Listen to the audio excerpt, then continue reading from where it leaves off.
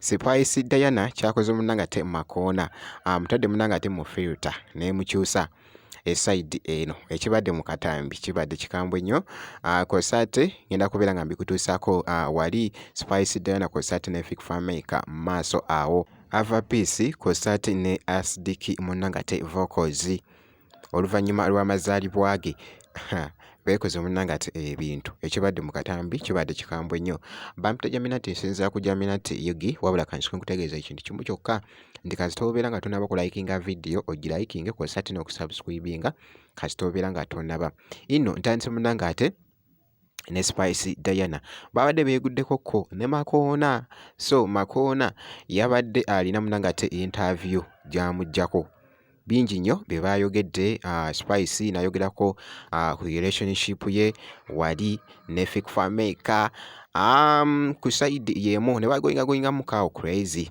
after interview nga bwogezaako okulaba naye bannange filter kye yakoze Makoona kibadde kikambwe tunuulira akatambi kaako. The most handsome man Kibalume around town.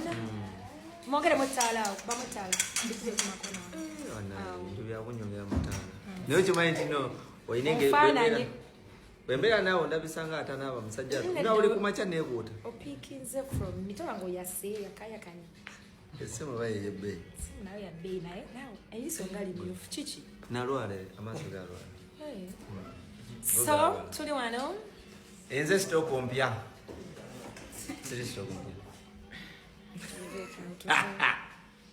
Nkugambye yonna gye byaggweredde kyabadde ate munangate kikambwe nnyo ate nga nkwongeddeyoko Spice Diana ku side yemu yavuddeyoko nassaayo akatambi ako bwannange abadde wali munangate ku selfie nga bwogezaako okulaba abadde ayambadde bw'atyo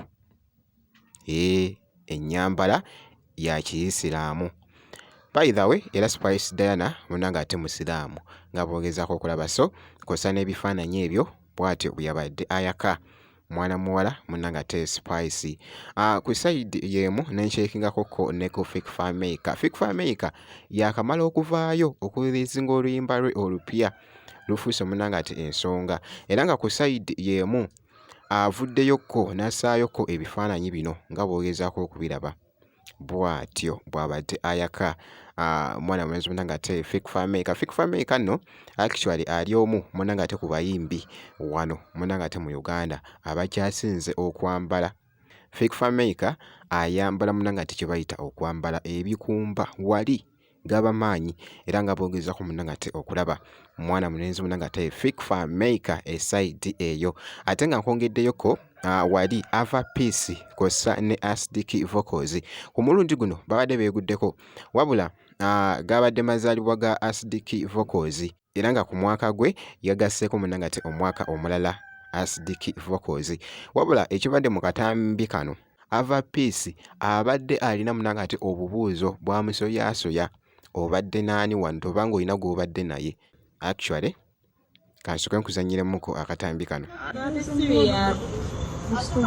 Wada kusimu nga wese sana nze ngonyiga sema batagira na mukazi madde musajja madde munyigi ngagala kwogera nawe naye alina kyayogedde nekinyesesa nangamba bambi njagala kwogerako naye gogesa kyensobola mugamba bino mbere banyo lipese sana abakazi banaye manatandika kigamba nina empisa embi ekisesa nga wendi ewali tewasobera kisesa gwe wekasesa kale ngamba story okulowooza mbona mukazi nsonyiwa okulowoozesa nti bwendigana naye mukazi kale nkusanyire